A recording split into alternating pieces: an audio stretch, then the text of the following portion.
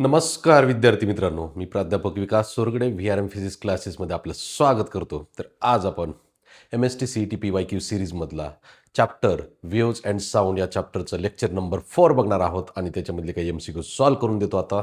तर first question असा आहे, तर याचे जे काही फॉर्म्युले आहेत ते फॉर्म्युले आपण लास्ट लेक्चरमध्ये बघितलेले आहेत. लेक्चर नंबर 3, लेक्चर नंबर 2 आणि लेक्चर नंबर 1 मधले. तर ते सिक्वेन्सने तुम्ही ते लेक्चर बघणं गरजेचं आहे आणि ते लेक्चर बघितल्यानंतरच तुम्हाला याच्यामध्ये काय फॉर्म्युले आहेत ते लक्षात येतील. आणि मी फॉर्म्युले प्रत्येक एक्झाम्पल सोडवताना परत एकदा फॉर्म्युला लिहिणार आहे. तरी केअरफुली जर पहिले लेक्चर बघितले नसतील आणि तुम्ही फर्स्ट लेक्चर डायरेक्टली बघत असाल, फोर्थ लेक्चरच, तर इथं तुम्हाला फॉर्म्युले तरी डायरेक्ट समजतील. तर आजचा आपला फर्स्ट क्वेश्चन असा आहे विद्यार्थी मित्रांनो, two waves with the same amplitude and the frequency superimposed at a point, the ratio of resultant intensity when they arrive in a phase to that when they arrive 90 degree. Resultant इंटेन्सिटीचा ratio विचारलेला आहे आणि condition काय आहे, ज्यावेळेस त्या दोन wave काय होत येतं, इन फेजमध्ये अराईव्ह होत येतं आणि दुसरं 90 डिग्रीमध्ये अराईव्ह होत येतं. तर ते आपल्याला विचारलेलं आहे. तर ते आपण आता सॉल्व्ह करणार आहोत. तर लक्ष द्या इकडे विद्यार्थी मित्रांनो, 1 मिनिट.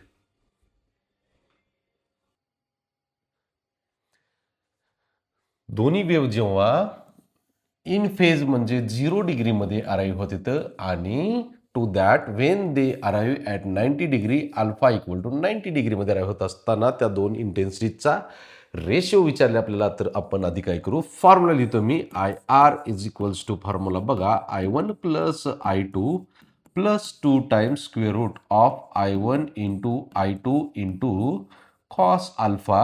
आणि याच्यामध्ये आता काय करायचं, two waves of same amplitude. Amplitude same असेल तर इंटेन्सिटीज पण सेम असणार. Intensity is directly proportional to square of amplitude. ज्यावेळेस तुम्ही प्रश्न सोडवताय, प्रश्न वाचत असताना प्रत्येक वर्डचा मिनिंग समजून घेणं गरजेचं आहे. त्यावेळेस फिजिक्स 100% समजते. ओके, तर आता I1 म्हणू, त्याला आपण IR1 म्हणू, resultant intensity 1, I plus 2 into under root I1 I2 ची व्हॅल्यू I इंटू कॉस 0 ची व्हॅल्यू 1 असते बेटा. I प्लस I2 I मिळाला, प्लस 2 इंटू I स्क्वेअर होते, I स्क्वेअरची व्हॅल्यू I येते, इंटू कॉस 0ची व्हॅल्यू 1 लिहिली. तर टोटल हा रिझल्टंट व्हॅल्यू किती मिळाली आपल्याला, तर I resultant 1 is equals to मिळाली 4 इंटू I. इक्वेशन नंबर 1 नाव द्या किंवा हे आहे असं राहू द्या. ओके, नाव अल्फा इक्वल टू 90 डिग्री ठेवायचे, हाच फॉर्म्युला ॲज इट इज वापरायचा आणि आपल्याला रिझल्टंट सेकंड इंटेन्सिटी फाइंड करायची. IR2 is equals to I plus 2 times square root I into cos 90. Cos 90ची व्हॅल्यू 0 असते, म्हणजे त्याला मल्टिप्लिकेशनमध्ये आलेला सगळा पार्ट हा एवढा 0 होऊन जाईल आणि आपल्याला रिझल्टंट इंटेन्सिटी सेकंड मिळते I plus I2 is equal to. Okay, नाव ह्या दोघांचा रेशो विचारलेला आहे. IR1 divided by IR2 is equals to 4I divided by 2I. तर हे 2 कॅन्सल होईल, I कॅन्सल होतं, 2/1 हा रेशो मिळतो आपल्याला. 2:1 ऑप्शन बी आहे. ओके, तर लिहून घ्यायचं. एकदम सोपा प्रश्न होता. रिझल्टंट इंटेन्सिटीचा मी फॉर्म्युला तुमच्यासमोर दाखवलेला आहे, तो लिहून घ्यायचा आणि सॉल्व्ह करायचं. समजतंय बेटा? चला नेक्स्ट क्वेश्चनकडे. Okay, two progressive waves y1 equal to sine 2 pi small t upon 0.4 minus x by 4 and y2 equal to sine 2 pi t upon 0.4 plus x by 4 superimposed to form a standing wave x comma y1 y2 are in SI system. Amplitude of the particle at x is equal to 0.5 meter is. आता हे जे wave दिले, standard wave दिलेले आहेत, y1 equal to sine 2 pi. ही positive direction of x ॲक्सिसकडे जाणारी wave आहे आणि ही निगेटिव्ह डायरेक्शन ऑफ एक्स ॲक्सिसकडे जाणारी वेव्ह आहे. ह्या दोन्हीचं ॲम्प्लिट्यूड सेम दिसतंय. ॲम्प्लिट्यूडची व्हॅल्यू किती दिसते, small A is equal to 1 दिसतंय. इथं पण स्मॉल ए इक्वल टू 1 आहे. Same amplitude, same time period, same wavelength आणि travelling along the same path but opposite in direction. Their superposition produces stationary wave आणि stationary वेव्हचा resultant ॲम्प्लिट्यूडचा formula असा असतो. तर a is equals to formula आहे 2a cos 2 pi x divided bye lambda. हा आहे फॉर्म्युला. आता याच्यामध्ये आपल्याला लॅम्बडा फाइंड करायचं आहे. लॅम्बडा कसं फाइंड करायचं, तर इथं ज्या दोन वेव्हज आहेत आपल्याकडं, तर ह्या दोन वेव्हमध्ये 2 पायनं मल्टिप्लाय केलेलं असेल तर x/4ला एक्सला डिव्हिजनमध्ये जी टर्म असते ती लॅम्बडाची असते, एक्सला डिव्हिजनमध्ये जी टर्म आहे ते लॅम्बडाची असते. हा लॅम्बडा इक्वल टू 4 आहे. डायरेक्ट समजते का? 2π जर मल्टिप्लिकेशनमध्ये अँगल असेल 2π small t by 0.4 2π t by t plus 2π x upon lambda. तर लॅमडाची व्हॅल्यू 4 आहे आणि एक्सची व्हॅल्यू 0.4. या दोन जर व्हॅल्यू ठेवल्या आपण तर आपल्याला आन्सर मिळून जाईल. 2 इंटू ॲम्प्लिट्यूडची व्हॅल्यू 1 घेतली कॉस इन ब्रॅकेट 2π एक्सची व्हॅल्यू 0.5 इंटू डिव्हायडेड बाय लॅमडाची व्हॅल्यू 4 येते. ओके, इथं 4 आहे. हा 2 कॅन्सल झाला, हा 2 कॅन्सल झाला. नाव 2 इंटू 1 2 कॉस आणि याच्यामध्ये आपल्याला काय मिळतं आता 0.5 पाय 0.5 म्हणजे 1/2 असतं बेटा आणि हा 2 डिव्हिजनमध्ये आहे ऑलरेडी. हे किती झालं 2 कॉस पाय बाय 4. कॅल्क्युलेशन समजते समजते. तर लिहून घे कॉस पाय बाय 4ची व्हॅल्यू 1/√2 1/√2 √2/√2 म्हणजे फायनली √2 राहते. √2 न 2ला डिवाइड केलं square root 2 is the answer. ही रिझल्टंट ॲम्प्लिट्यूड झालं. आता रिझल्टंट ॲम्प्लिट्यूडचे दोन फॉर्म्युले बघितले आहेत आपण. एक फॉर्म्युला होता a equal to resultant amplitude a equal under root A1 square plus A2 square plus 2A1 A2 cos alpha. हा कधी वापरायचा आणि हा फॉर्म्युला कधी वापरायचा तर ज्या वेळेस इथं स्टेशनरी व्ह्यू तयार होती. स्टेशनरी व्ह्यूचा हा फॉर्म्युला आहे आणि अदर व्ह्यूज असतील तर त्या ठिकाणी याच्या आधी पहिला सांगितलेला फॉर्म्युला यूज करायचा. ओके, चल लिहून घ्या बेटा. Next question. Two light waves of intensity I1, I2 having same frequency pass through the same medium at a time in the same direction and interfere. The sum of minimum and maximum intensities is. Minimum intensity आणि maximum इंटेन्सिटीची सम विचारलेली आहे. तर आपल्याला काय करायचं बघा इकडं. तर आधी काय करतो मॅक्झिमम आधी रिझल्टंट इंटेन्सिटीचा फॉर्म्युला लिहितो मी. रिझल्टंट इंटेन्सिटीचा फॉर्म्युला काय असतो तर असा आहे I1 plus I2 plus 2 times under root I1 into I2 into cos alpha. तर ही अल्फा इक्वल टू 0 असताना मॅक्झिमम इंटेन्सिटी असते. मॅक्झिमम इंटेन्सिटी कधी सांगायची अल्फा इक्वल टू 0 असताना मॅक्झिमम इंटेन्सिटी.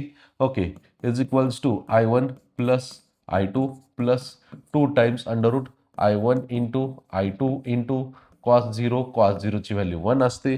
तर maximum intensity is equals to I1 plus I2 plus 2 times under root I1 into I2 into cos 0ची value 1 आहे. ते 1 मल्टिप्लिकेशनमध्ये इक्वेशन नंबर 1 नाव दिलं. ओके, नाव अल्फा इक्वल टू जर 180 ठेवलं अपोजिट डायरेक्शनमध्ये आउट ऑफ फेज जर व्ह्यूज असतील तर मिनिमम इंटेन्सिटी मिळते आपल्याला आणि ती ठेवली आपण इथं ह्या फॉर्म्युल्यामध्ये I1 plus I2 plus 2 times under root I1 into I2 into cos 180. Cos 180ची व्हॅल्यू -1 असते. -1 इथं मल्टिप्लिकेशनमध्ये येईल आपल्याला मिळून जाते. Minimum intensity I1 plus I2 हा मायनस झाला 2 into route I1 into I2. त्याला इक्वेशन नंबर 2 नाव दिलं.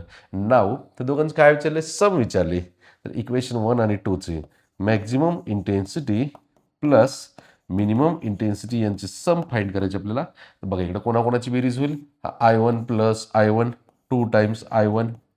Okay, I2 plus I2 2 times I2. Okay, plus 2 root I1 I2 minus 2 root I1 I2 cancel झाले 0 झाला. 2 जर कॉमन घेतला तर राहते I1 प्लस I2. एकदम सोपा प्रश्न आहे बेटा. काही कर फक्त फॉर्म्युला परफेक्ट कर. काही वेगळं करायची गरज नाही. Okay, 2 into under root I1 plus I2. समजतंय. तुम्ही जर परफेक्ट सगळे व्हिडिओ जर बघितले तर 100% तुमचं CETला बी आणि कुठल्याही टेस्टमध्ये कसलाही प्रश्न CETचा आलेला असेल तर तुम्हाला 100% प्रश्न सॉल्व्ह होतील. व्हिडिओ व्यवस्थित केअरफुली बघण्यावरती भर द्या. Next question. If two waves of same frequency and amplitude respectively on superposition produce a resultant disturbance of the same amplitude, the wave differ in phase. शब्दाचं मिनिंगच कळत नाही लवकर तर बघा इकडे एकदा. Two waves of the same frequency and same amplitude same आहे. A1 is equals to A2 is equals to A आणि superposition produces resultant disturbance of the same amplitude आणि ह्यांचं रिझल्टंट ॲम्प्लिट्यूडची व्हॅल्यू पण किती आहे सेम इक्वल टू किती A आहे. Wave differ by alpha is equals to विचारलेलं आहे. इंटरेस्टिंग क्वेश्चन आहे. बघा आता कसं मग रिझल्टंट ॲम्प्लिट्यूडचा फॉर्म्युला हा आहे जनरल फॉर्म्युला. इथं आपल्याला लॅम्बडा माहीत नाही, एक्स माहीत नाही, म्हणजे आपण याच्यामध्ये स्टेशनरी वेव्हच्या रिझल्टंट ॲम्प्लिट्यूडचा फॉर्म्युला वापरू शकत नाही. म्हणजे कोणता? 2a cos 2π x upon lambda नाही, दुसरा फॉर्म्युला कोणता?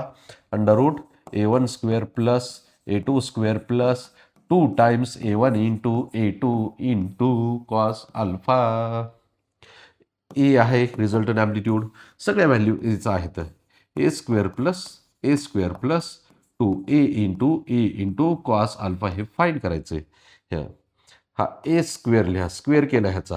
ओके, हा a1 ए आणि ए ह्या दोघांची ॲडिशन होती 2a². राईट साईडचा स्क्वेअर केला, लेफ्ट साईडचा स्क्वेअर केला आणि इथं ॲडिशन बी सोबतच केली. हा 2 तसंच ठेवला. ए इंटू a² कॉस अल्फा, बाकीचं काही चेंजेस केलेले नाहीत. 2a² लेफ्ट साईडला येईल, सबट्रॅक्ट होईल, म्हणजे काय होते? हा -a² होतंय इज इक्वल टू राईट साईडला 2a² कॉस अल्फा. 2a² ने डिवाइड केलं, -a² divided by 2a² is equal to cos alpha. Cos alpha is equals to a² cancel झाला, -1/2 राहते.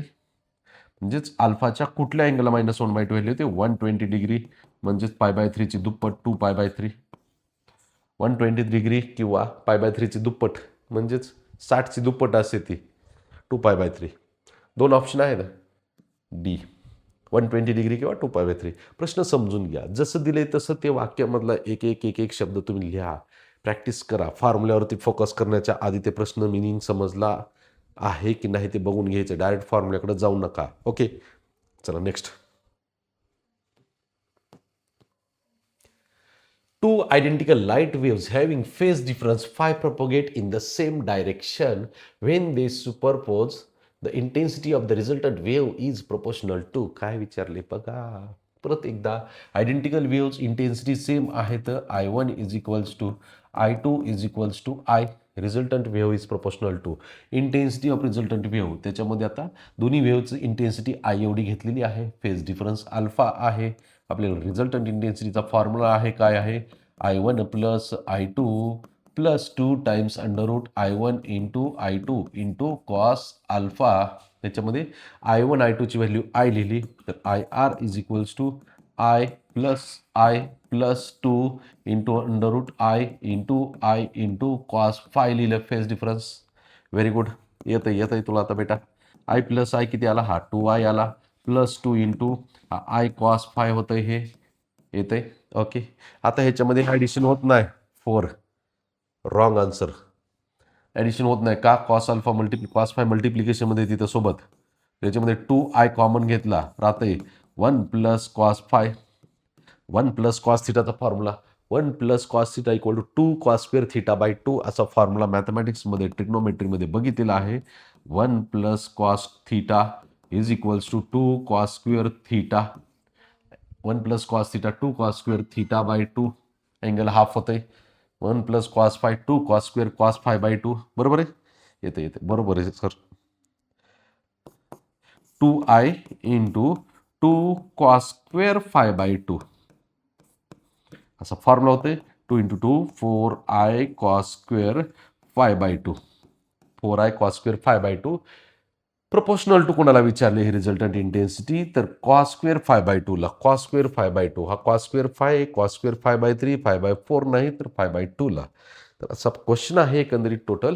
तर हे समजते का बघा, आधी हे समजणं गरजेचं आहे. हे काय काय कॅल्क्युलेशन केले तर तुम्हाला मॅथमॅटिकल कॅल्क्युलेशनमध्ये ज्या गोष्टीमध्ये अडचण येते ते ओव्हरकम करायची, प्रॅक्टिस करायची त्याची भरपूर, आणि पेपरमध्ये तशी पण अडचण येऊ नये याची काळजी घ्यायची. ओके, लिहून घ्या.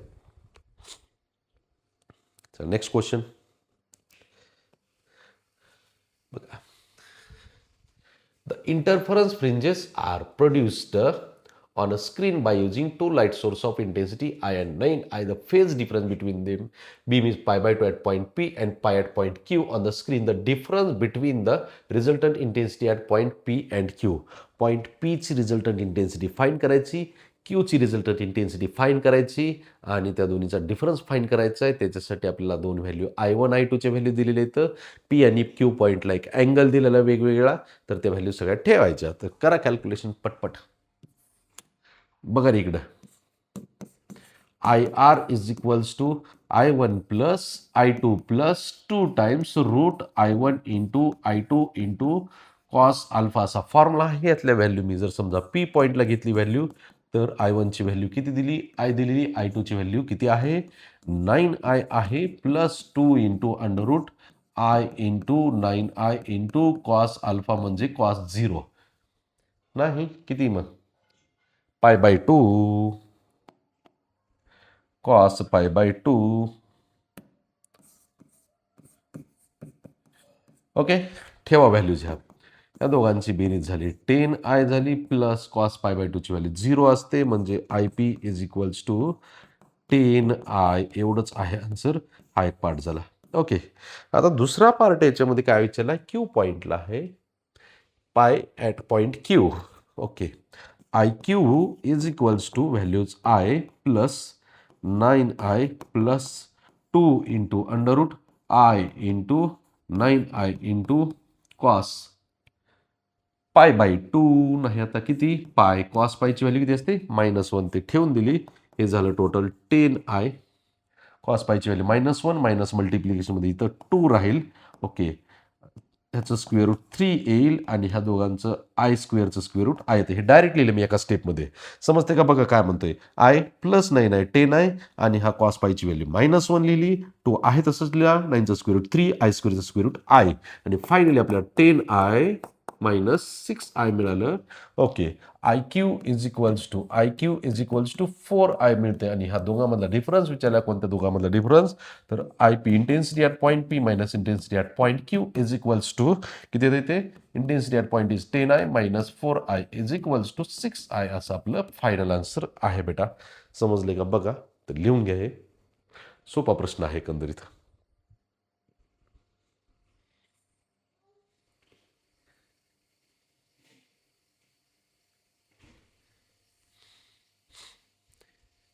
चला नेक्स्ट क्वेश्चन.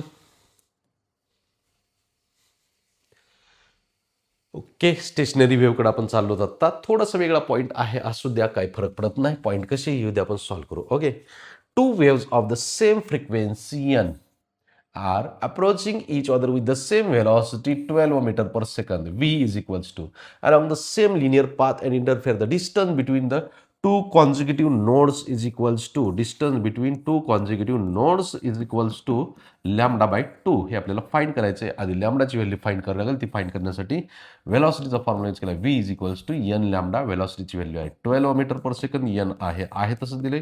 लॅम्डाची व्हॅल्यू सिम्बॉल ठेवला. 12 divided by n is equals to lambda. Therefore lambda is equals to 12 divided by n. हे नाही विचारलं आपल्याला. आपल्याला distance between node and node, distance between two conjugative nodes is equals to lambda by 2. लॅम्डाची value 12 divided by n divided by 2. 2 ने divide केलं तर किती होतं, 6 divided by n. 6 upon n is the option D. Okay, चला next question घ्या. A stationary wave is represented by y equal to 12 cos pi x by 6 and sin 8 pi t, where x and y are in centimeter, t is in second. The distance between two successive antinodes विचारलेलं आहे. ते पण distance किती असते, तर lambda by 2 एवढंच असतं विचारलेलं आपल्याला. ओके, आणि लॅम्डा फाइंड करायचे. लॅम्डाची व्हॅल्यू असते ह्या एक्सच्या टर्ममध्ये, म्हणजे इथं किती आपल्याला कम्पेअर करायचं, 2 pi x divided by lambda सोबत कम्पेअर करायचं. देअरफॉर डायरेक्टली तुम्ही pi x divided by 6 is equals to 2 pi x divided by lambda. Pi x value cancel झाली. लॅम्डा इज इक्वल टू आला 12. आता आपल्याला काय फाइंड करायचं आहे, distance between two consecutive antinode. Distance between antinode and antinode is equals to lambda by 2. 12 divided by 2 is equal to 6 centimetre. एवढं सोपं असते काय बेटानो? अरे फिजिक्स आहे का काय आहे, 5वीच्या वर्गाला शिकवल्यासारखं वाटायला लागले. सोपं आहे ना, लिहा पटपट लिहा, पटपट पटपट लिहा.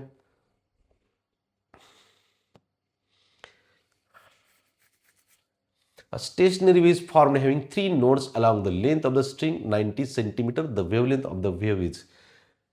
3 नोड्स तयार झालेले आहेत. ते आपण नोड्स ड्रॉ करू. आधी थोडीशी छोटीशी डायग्राम जो ड्रॉ केली, इथे एक नोड आला, इथे एक नोड आला, 1 2 3 नोड्स तयार झाले. तर असं म्हणतंय.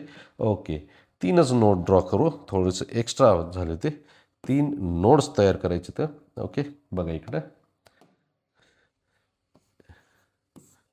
ओके, हा एक नोड झाला, हा 2 नोड आणि हा 3 नोड, आणि अशी जर आपण वेव्ह तयार केली याची, तर ही वेव्ह तयार झालेली आहे. ह्या वेव्हमध्ये इथे एक नोड आहे, हा एक नोड आहे आणि हा एक नोड आहे, आणि टोटल लेंथ किती दिलेली, डायग्राम ड्रॉ करून सॉल्व्ह करायचा प्रयत्न करा. हे 90 सेंटीमीटर दिलेले. Okay, the wavelength of the wave is, तर आधी काय करू, वेव्हलेंथ लॅम्बडा कन्सिडर करू. Distance between two successive nodes is lambda by 2. Distance between two successive nodes is lambda by 2. Lambda by 2 बघा, lambda by 2 plus lambda by 2 is equals to 90 centimetre. Total झाला lambda, lambda equal to 90 centimetre. अरे काय question आहे, एकदम सोपा प्रश्न आहे. लय सोपं चाललंय सर फिजिक्स. व्हिडिओ बघितल्यापासून तर जास्त सोपं व्हायला लागले. फक्त लक्षात ठेवायचं, विसरते पण लगेच. तुमचं म्हणणं बरोबर आहे sir. Next question. A stationary wave is produced along the stretched string of 80 centimeter. Total length जी आहे ते 80 centimeter.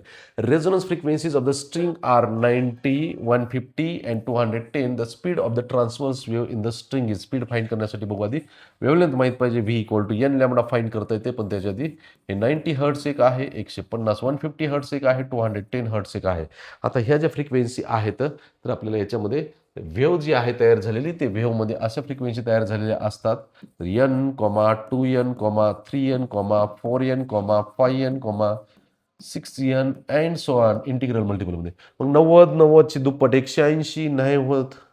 अरे रे रे, मग दुसरा ऑप्शन 60 बघू. 60 6 2 120 नाही ऑप्शन.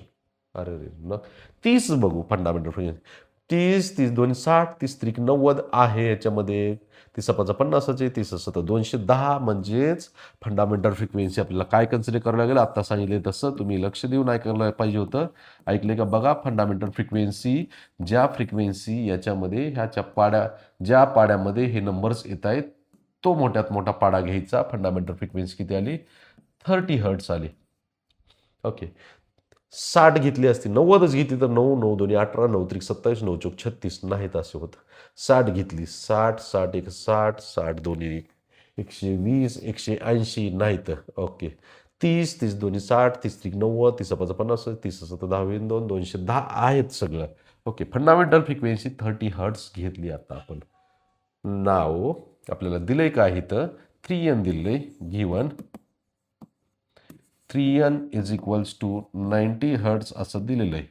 म्हणजे 3 लूपची मिळून फ्रिक्वेन्सी आपल्याला दिलेली आहे असं माझं म्हणणं आहे. किती लूपची मिळून, 3 लूप, 1 2 3, 3 लूपची 3n थर्ड हार्मोनिकची फ्रिक्वेन्सी दिलेली आहे असं माझं म्हणणं आहे.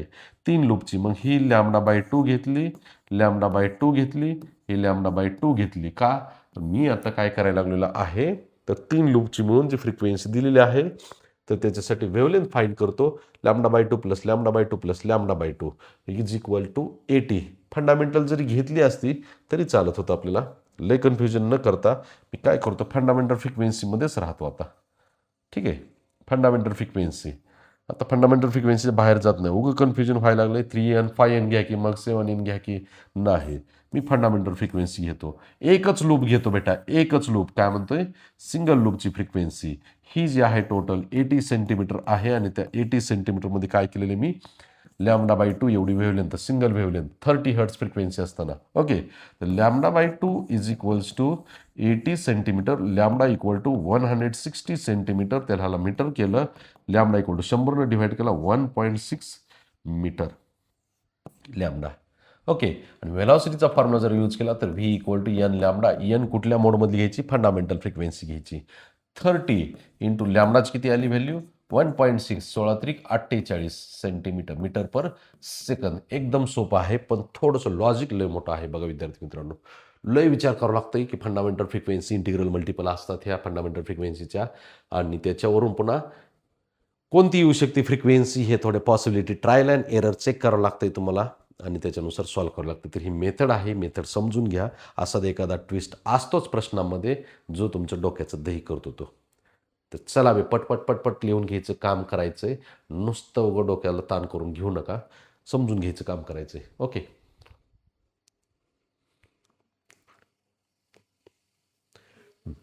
To progressive waves y1 equal to 2 आणि दुसरं आहे superpose form standing wave x and y are in S I system. Amplitude of the particle repeat झालेला क्वेश्चन आहे. ॲम्प्लिट्यूडचा फॉर्म्युला असतो. रिझल्टंट ॲम्प्लिट्यूडचा फॉर्म्युला जो आहे तो capital A is equal to 2a cos 2 x divided by lambda. लय मोठे फॉर्म्युले यूज केले, दोनच इथं फॉर्म्युले. ओके, 2 इंटू हे एक ॲम्प्लिट्यूड आहे इथं इंटू 1 इंटू कॉस 2 एक्सची व्हॅल्यू किती आहे तर एक्सची व्हॅल्यू आहे 0.5 डिवायडेड बाय लॅमडाची व्हॅल्यू किती आहे तर लॅमडाची व्हॅल्यू ही दिसते 2 x अपॉन लॅमडा, तर 4 आहे ते. Very good. 2 आहे तसा लिहिला, लिह बेटा. ह्या दोघांचा गुणाकार 1 येतोय. Pi by 4. Okay, cos by 4ची व्हॅल्यू किती असते 1/√2. 2 अपॉन √2ची व्हॅल्यू टोटल किती झाला √2 झाला. क्वेश्चन रिपीट झालेला आहे.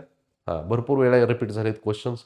असू दे, आला रिपीट होऊन तर बोनसच म्हणायचं. मग सॉल्व केलेला असला पाहिजे प्रश्न. फक्त सिमिलर टाईपचा आला तरी बोनसच म्हणायचं. ओके,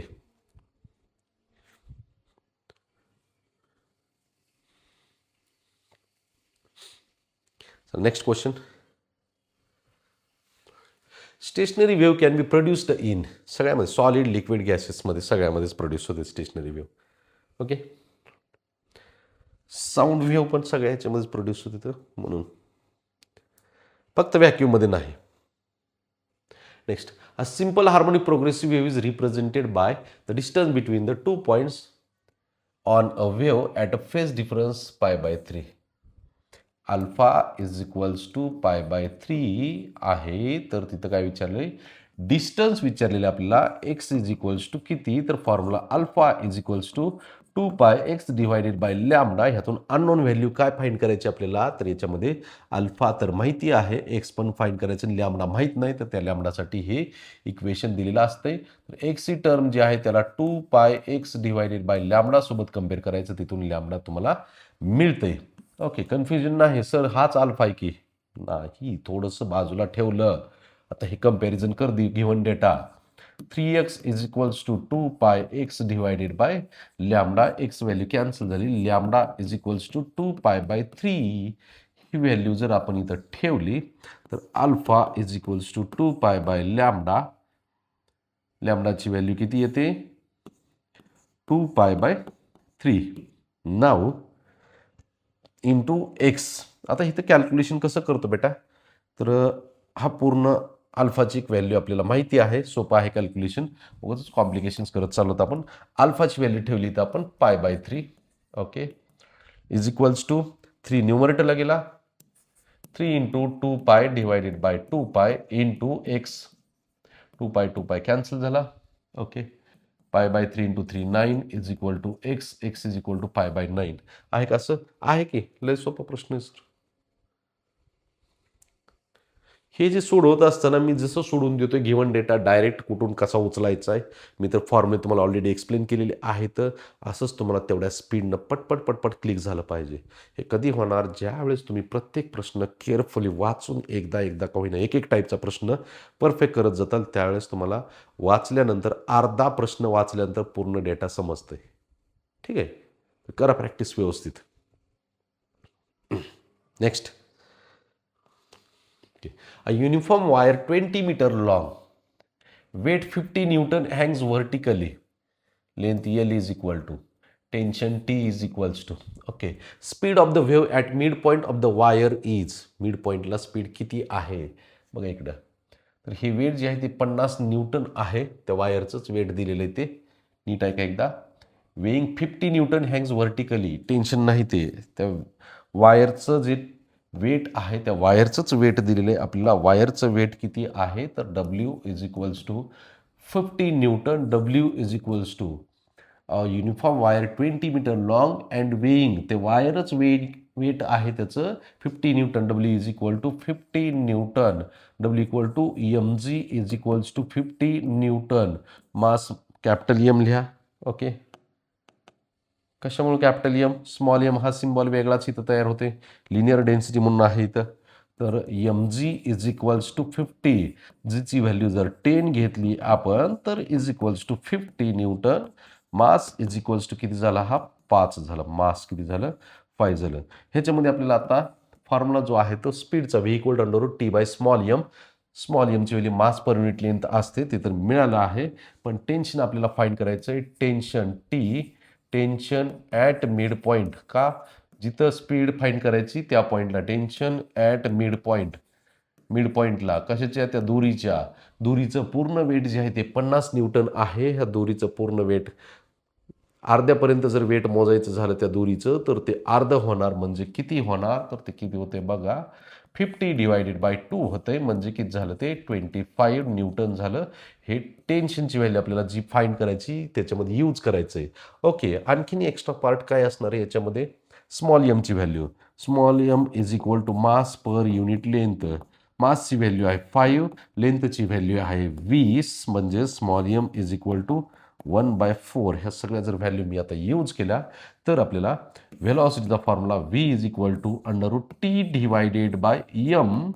टीची व्हॅल्यू आहे 25 डिवायडेड बाय स्मॉल एम म्हणजे 1/4. 4 न्यूमरेटरला जर गेला तर किती होते टोटल 25 चौक 100. 100चं वर्गमूळ येते 10 मीटर पर सेकंद. ही आहे मिड पॉईंटला व्हेलॉसिटी. करेक्ट आलं सर, व्हेरी गुड. 50 न्यूटन नाही मोजू शकत, पूर्ण दोरीचं तेवढं वेट दोरीच्या अर्ध्यापर्यंत पाहिजे. मग अर्धेच करायचं वेट. ओके, लिहून घ्या.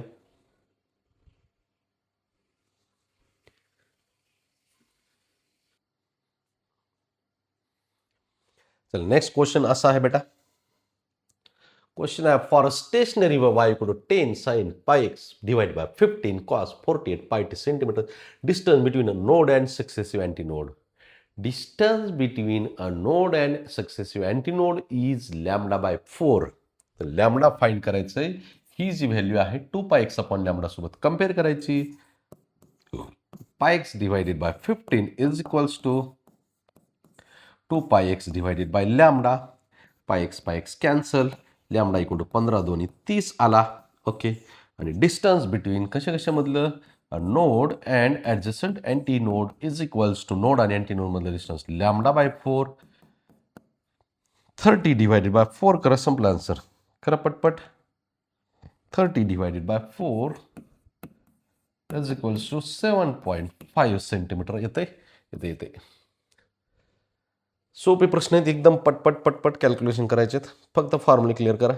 Okay, in stationery wave all particle. बघा आता सगळे पार्टिकल हे SHM परफॉर्म करत असतात, पण कोणते सोडून जे नोड्सला आहेत ते. नोड्सला म्हणजे झिरो डिस्प्लेसमेंटला आहेत ते सोडून बाकीचे सगळे. Except at nodes vibrate in SHM of the same period but of different amplitudes. प्रत्येकाचा ॲम्प्लिट्यूड तर वेगवेगळा आहेच, फिक्स आहे ते. तर सगळे पार्टिकल SHM परफॉर्म करत असतात एक्सेप्ट नोड्स. जागेवरतीच आहे, झिरो डिस्प्लेसमेंटला येतं. ते काय असेल व्हायब्रेट होते, जागेवरतीच आहेत. ओके, तर लिहून घ्यायचं आहे, लक्षात ठेवायचं हे स्टेटमेंट. थेरॉटिकल पार्ट आला तर तिथं एखादा पार्ट लक्षात ठेवायचा प्रयत्न करा, पाठ करून टाका. नेक्स्ट क्वेश्चन आहे the equation of stationary wave on a string completed both ends and complete clamped at both ends.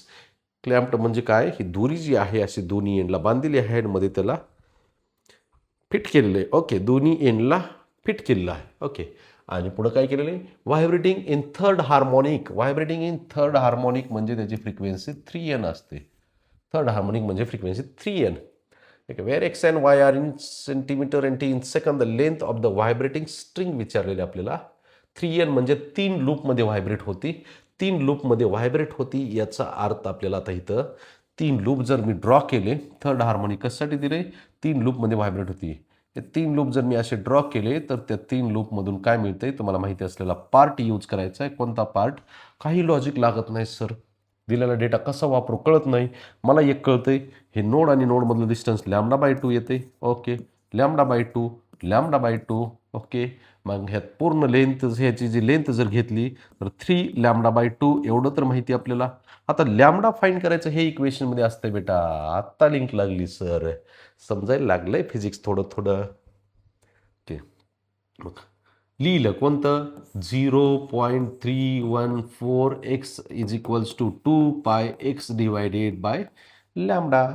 X value cancel झाली. Lambda is equals to 2π divided by 0.314. 2 into पायची व्हॅल्यू 3.14 डिवायडेड बाय ह्याला पण 3.14 लिहितो की 10 किती होईल -1 होईल. एक डिजिटनं राईटला गेला तर 10 - 1 होते. हा एक 0 हा एक 0 कॅन्सल झाला आणि हा 10 - 1 न्यूमरेटरला गेला तर किती झाला 2 × 10 म्हणजेच 20. नाव लॅमडा मिळाले तर हे यूज करायचं लेंथ फाईंड करायला. L = 3 λ/2 3/2 × 20 हे 10 10 3 30 सेंटीमीटर मीटर सेंटीमीटर. अरे रे रे रे लय सोपं चाललंय फिजिक्स सर. फिजिक्स सारखा सोपा विषय नाही आता सध्या तर.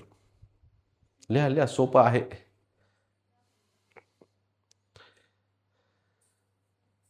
Next distance between 2 consecutive nodes is असा प्रश्न आहे. मी अर्धाच प्रश्न वाचला का मला तेवढंच वाचायचं होतं. बाकीचं माझ्या नजरेमध्ये बसलेलं आहे. आता λ/2 फाईंड करायचं तर λ/2 फाईंड करण्याच्या आधी लॅमडा फाईंड करावं लागेल.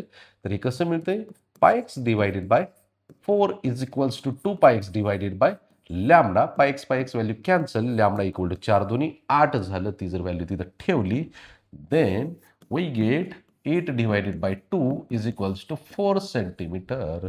लय लिहित बसू नका, डोकं लय लावू नका. सिंपल डोक्याने विचार करायचा. कळता येईल एकदम सोप्या पद्धतीनं. Next question.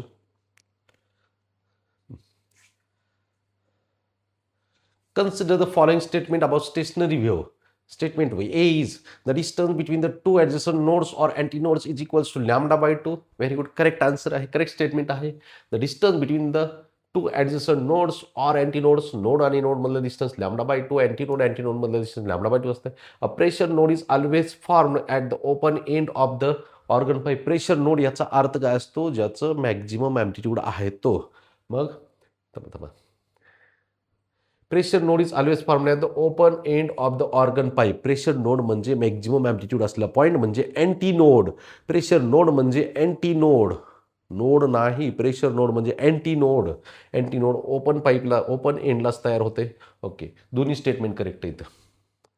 लक्षात ठेवा हा शब्द प्रेशर नोड म्हणजे अँटी नोड. नवीन शब्द ऐकायला मिळाला कुठंतरी प्रश्नामधून. हे असे नवीन शब्द जे ऐकायला मिळते ते लिहून ठेवायचे बेटा, डिक्शनरीमध्ये नाही, वहीमध्येच प्रॅक्टिस करत करत. लक्षात ठेव, मग मेंदूच्या कोपऱ्यात ठेवून दे. चला next question. A stationary wave is represented by okay distance between 2 consecutive nodes is λ/2 विचारलंय. यातून आपल्याला लॅमडा फाईंड करता येईल. πx / 4 = 2πx / lambda. πx cancel. Lambda = 4 2 8. 8 / 2 = 4. लय लिहित नाही सिस्टमॅटिक पद्धतीनं, काय गरज नाही, तोंडी सॉल्व्ह होते. थोडंसं फक्त लॅमडा फाईंड करेपर्यंत कॅल्क्युलेशन केअरफुली करा. लिहा. काय अवघड याच्यामध्ये काय कळणार बाबा पोरांनो. Two identical progressive waves moving in opposite directions superimposed to produce a stationary wave. The wavelength of each progressive wave lambda, the wavelength of the stationary wave. Wavelength आणि फ्रिक्वेन्सी स्टेशनरी व्हेवची आणि इनिशियल ज्या Waves असतात कोणत्या separate individual wave जे असतात त्या व्हेवची frequency आणि वेव्हलेंथ आणि स्टेशनरी व्हेवची फ्रिक्वेन्सी आणि वेव्हलेंथ सेम टू सेम असते, फक्त ॲम्प्लिट्यूड चेंज होत आहे. दोन आयडेंटिकल व्हेवचं ॲम्प्लिट्यूड आणि स्टेशनरी व्हेवचं ॲम्प्लिट्यूड ह्याच्यामध्ये फक्त ॲम्प्लिट्यूड चेंज होते, अदरवाईज फ्रिक्वेन्सी आणि वेव्हलेंथ सेम असते. फ्रिक्वेन्सी जरी आली तरी सेम लिहून टाकायची, कळते का? Okay. Next, Melde's experiment when the tension decreases by एवढं the number of loop changes from 4 to 5. The initial tension T1 is equals to विचारलेले आपल्याला final tension T2 is equal to 0.009. आणि इथं काय दिले तर नंबर ऑफ लूप्स, त्याला ह्याला P1 नाव दिलं, ह्याला P2 नाव दिलं. नंबर ऑफ लूप्सचा कसा फॉर्म्युला आहे अजून दिलेला नाही, तर फॉर्म्युला बघा इकडं. Fundamental frequency N is equals to 1 P/2L into √T/M. Very good. आता इथं P इंटू √T लूप्स आणि नंबर ऑफ लूपसाठी P हा N नाही लिहू शकत, फ्रिक्वेन्सीसाठी आहे. P आहे तो नंबर ऑफ लूपसाठी आहे, √T. P into √T is equal to constant. मग स्क्वेअर केला तर P square T is equal to constant असं लिहिलं तरी चालतंय. बाकीचं कॉन्स्टंट ठेवलंय. N constant, L constant, M constant, two constant, P root T equal to constant P square T square केल्यानंतर आणि मग P1 square into T1 is equal to P2 square into T2. Value जर ठेवल्या, P1ची value किती आहे? 4 आहे, त्याचा square into T1ची value किती आहे? 0.009 इज इक्वल्स टू P2 स्क्वेअरची व्हॅल्यू किती आहे? 5, त्याचा स्क्वेअर इंटू विचारलंय काय? T2 विचारलंय. करा calculation. 16 divided by 25 into 0.009 is equals to T2. T2 is equals to, करा calculation.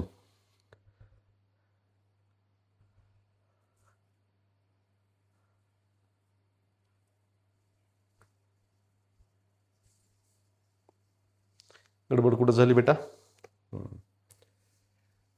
Tension decreases by final टेन्शनची व्हॅल्यू दिलेली आपल्याला. आपण लिहिली इनिशियल टेन्शन. असं कसं होईल? ऐसा कैसा चलेगा? फॉर्म्युला सगळं करेक्ट आहे, पण टेन्शनची व्हॅल्यू जी आहे ती रॉंग झाली आपली. Tension decreases bye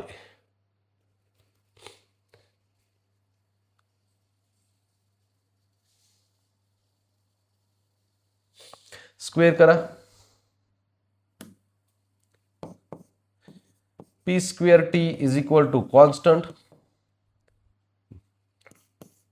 P1 square T1 is equal to P2 square T2. फॉर्म्युल्यामध्ये काही चेंज नाही, इथपर्यंत करेक्ट आहे सगळं. P1 number of loops 4 square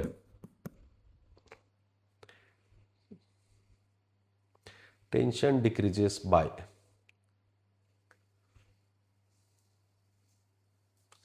हे फायनल टेन्शन आहे.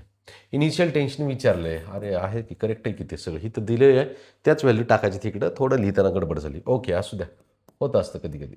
5 स्क्वेअर इंटू T2ची व्हॅल्यू किती? 0.009. करा कॅल्क्युलेशन. आता येते T1 इज इक्वल टू 5चा वर्ग 25 गुणिले 0.009 divided by 16. T1 is equals to, calculation जर केलं सगळं तर किती येते बघू आपण. अजून एक छोटासा चेंज आहे बेटा. चेंज असा आहे, टेन्शन डिक्रीज्ड टू नाही तर डिक्रीजेस बाय असं आहे. हे महत्त्वाचं स्टेटमेंट आहे. टेन्शन डिक्रीजेस बाय म्हणजेच T2 equal to T1 minus 0.009. Initial value T1 आहे, त्याच्यामध्ये फायनल व्हॅल्यू जी आहे ती इनिशियल व्हॅल्यूपेक्षा 0.009 कमी झाली. T1 मायनस 0.009 म्हणजे ही व्हॅल्यू कुठं ठेवायची? तर T2च्या जागी ठेवायची आणि आपल्याला पुढं कॅल्क्युलेशन करायचे आहेत. आता समजते? एकदम सोप्या पद्धतीने झाले. आता थोडंसं कन्फ्युजन होतं प्रश्नामध्येच, करेक्शन असल्यासारखं वाटलं तर नाही तसं काय. T1 मायनस 0.009 करा calculation. 16 T1 is equals to 25, त्यानं मल्टिप्लाय केलं 25 T1 मायनस 25, 25 9 सव्वा 200, 225 225. ओके, ते इकडं आणलं, हे तिकडं नेलं. काय केलं? 0.225 is equals to 25 T1 minus 16 T1. ओके, 0.225 is equals to 9 T1. 9 divide केलं. 0.225 divided by 9 is equals to T1. T1 is equals to 9 0ला भागलं 0, 9 2ला भागलं, डेसिमल पॉईंट दिला 9 0 9 2 18 9 5 45. हे आहे असं करेक्ट आन्सर.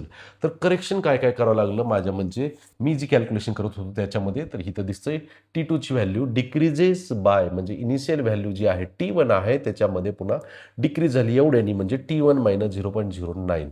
आणि फॉर्म्युला आहे असा तयार करायचा. हा थोडासा वेगळा प्रश्न होता म्हणून थोडासा अरेंजमेंटला तुम्हाला ऑलरेडी एक्सप्लेन केलेलं नाही फॉर्म्युला मी कधीच. थोडंसं कन्फ्युजन त्याच्यामुळं झालं. तुम्हाला एक्सप्लेन पूर्ण करायचं आहे का अर्धाच एक्सप्लेनेशन द्यायचं आहे, त्याच्यामुळं काय केलं असंच अर्धाच एक्सप्लेन केलेला आहे. तर हा फॉर्म्युला पूर्ण डिटेलमध्ये कुठेतरी एक्सप्लेन होईल पुढं. आता तात्पुरतं तर लिहून घ्या हे थोडं.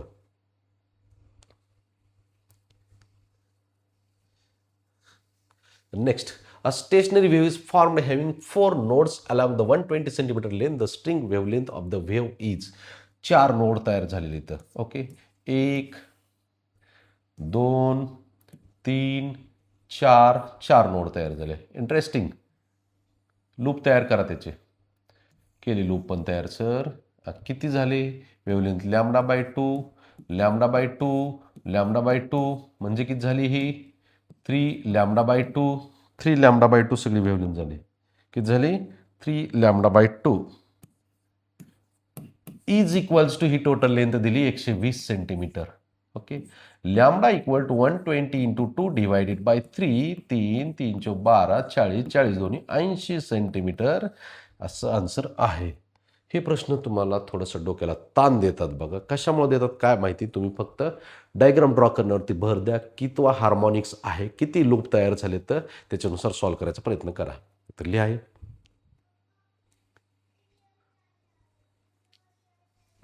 चल next question. The correct statement about stationary wave is that displacement at node is 0 and antinode is maximum. Correct आहे. आता याच्यापेक्षा वेगळं काय आणखी लिहिणार आहे ते बघू तरी. Displacement at node is maximum 0 असते. Okay, displacement at node is maximum, displacement at anti node is minimum. पहिलं स्टेटमेंट करेक्ट आहे. Next, find the wrong statement from the following about the equation of the stationery wave. हे जे equation दिलेलं आहे त्याच्यावर wrong statement. Time period, wavelength सगळं find करायचं. पहिल्यांदा टाइम पिरियड फाइंड करू. टाइम पिरियडची व्हॅल्यू याच्यामध्ये असते म्हणजे काय असते, omega T is equals to 50 पाय टी. ओमेगा म्हणजे काय असतं, टी टी कॅन्सल झाला, 2 pi by capital T is equals to 50 पाय.